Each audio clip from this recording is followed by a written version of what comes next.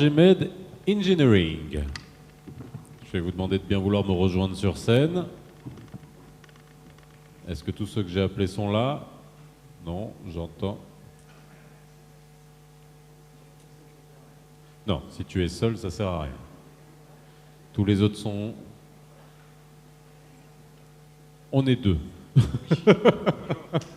Ça va? Je vous en prie, asseyez-vous. Alors, c'est Adil. Bon, voilà, on continue dans la discussion qu'on a abordée, puisque de toute façon, on aborde cette notion de souveraineté énergétique. Donc, c'est Adil. Willow, Afrique du Nord, déjà, qu'est-ce que c'est? Et puis, vous allez nous dire dans quelle mesure, vous aussi, vous insérez dans ce processus, en tout cas, j'espère, de souveraineté énergétique. Parfait, donc je vous remercie. Je vous remercie Industrie du Maroc pour organiser cet événement.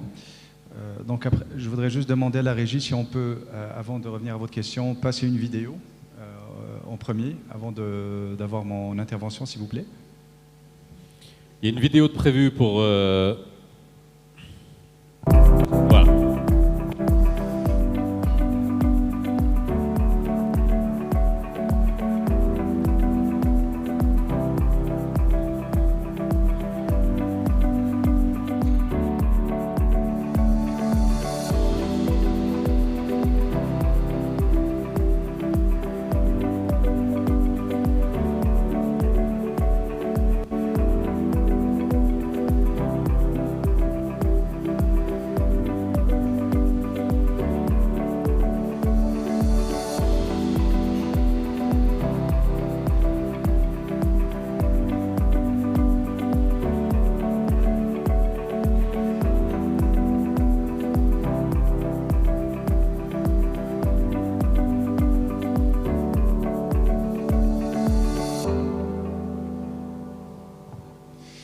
Merci. Donc, bonjour tout le monde. Voilà, donc pour répondre à votre question, donc Willow, nous sommes un groupe allemand basé à Dortmund. Nous sommes constructeurs de pompes et de solutions de pompage. Nous sommes actifs sur 3 segments, à savoir le bâtiment, l'eau et l'industrie. Voilà, donc juste pour revenir à la vidéo, peut-être vous avez probablement vu ces vidéos sur les réseaux sociaux l'année dernière. Donc ça, c'est le projet d'autoroute de l'eau, qui est la connexion du barrage de Sbou au barrage de Sidi Mohamed Ben Abdallah à Rabat, et qui dessert aujourd'hui 12 millions de Marocains, à savoir l'axe Rabat-Casablanca. Donc voilà, c'était en réponse au stress hydrique et voilà, la sécheresse qui sévit dans notre pays, malheureusement, voilà, avec les changements climatiques.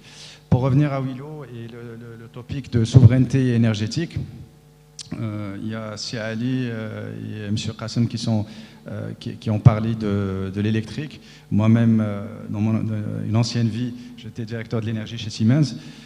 Donc aujourd'hui, l'eau et l'énergie et le food avec le Nexus sont liés.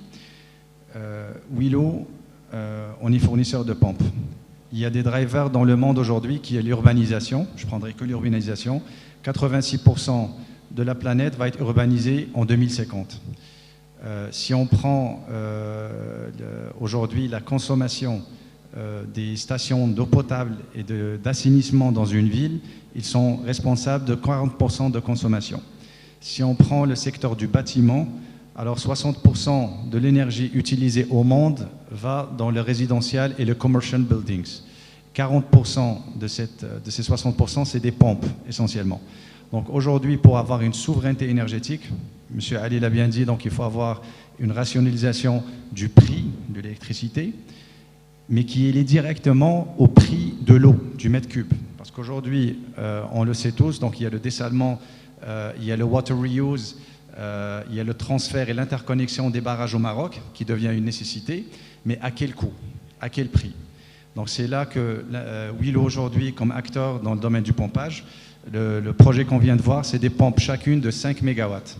Donc c'est très énergivore, on est des grands consommateurs d'énergie dans le monde, et si on veut garder une compétitivité industrielle, même au niveau de nos industriels, les pompes, elles consomment énormément d'énergie.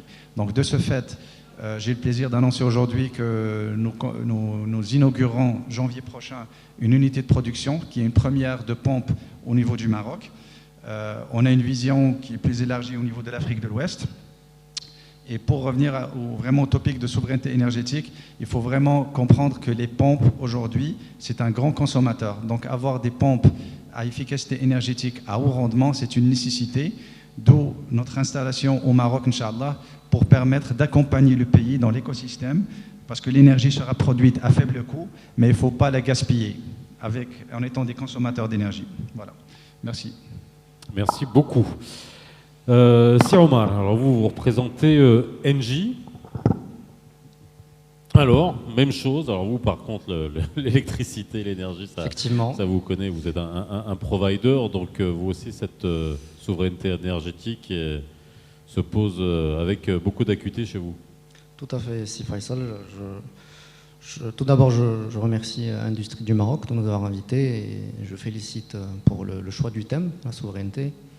Alors, je vais structurer les 5 dernières minutes de cette matinée sur 2 volets. Donc, le premier, effectivement, comment un opérateur comme Engie contribue à la souveraineté. Le deuxième, c'est la question de départ que tu as posée, Faisal. C'est sur les leviers qu'on devrait actionner pour pérenniser cette souveraineté. Donc, un petit mot d'introduction sur Engie. Donc, on est un groupe qui est actif dans le secteur de l'énergie. On a une centaine de gigawatts qui est installés dans le monde, dans 40 en énergie renouvelable.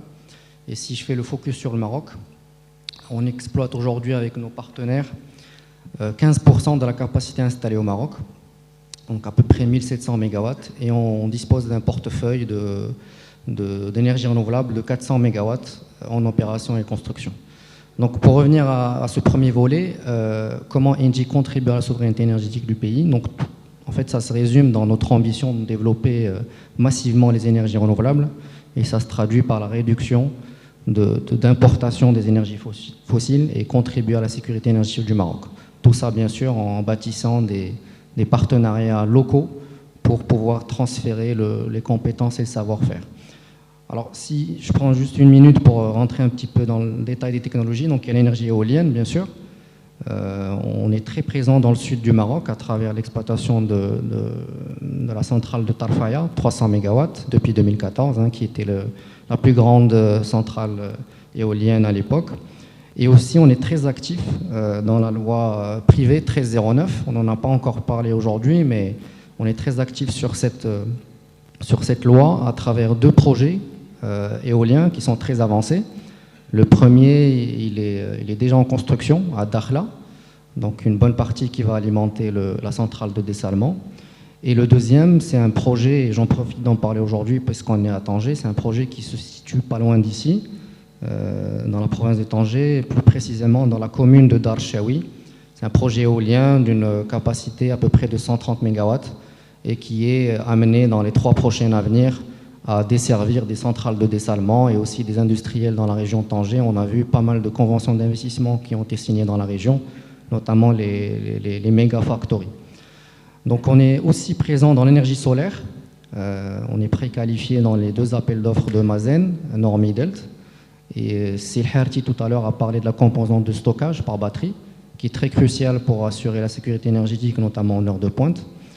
Et je parle du dessalement, mais je parle du renouvelable, pardon, mais je peux parler aussi du dessalement. On connaît tous la situation de stress hydrique au Maroc.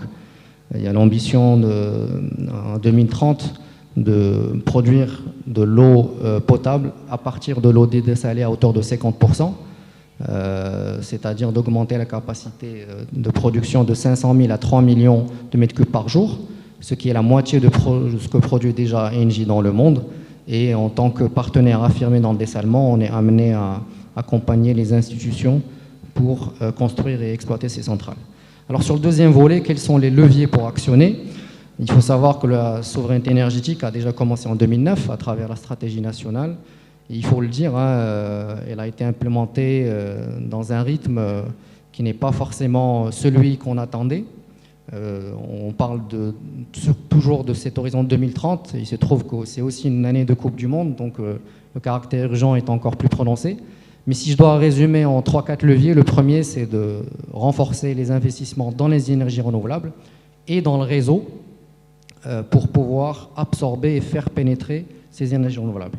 Je reprends les mots de Madame la ministre de la Transition énergétique. En fait, il faut parler d'investissement choc parce qu'on va tripler les investissements en énergie renouvelable pour atteindre une enveloppe d'1 milliard de dollars par an, alors qu'on était à 300-400, et multiplier par 5 les investissements dans le réseau, parce qu'il faut un réseau fort pour pouvoir absorber ces énergies. Le deuxième volet, c'est qu'en parallèle des énergies renouvelables, il faudra des moyens de flexibilité.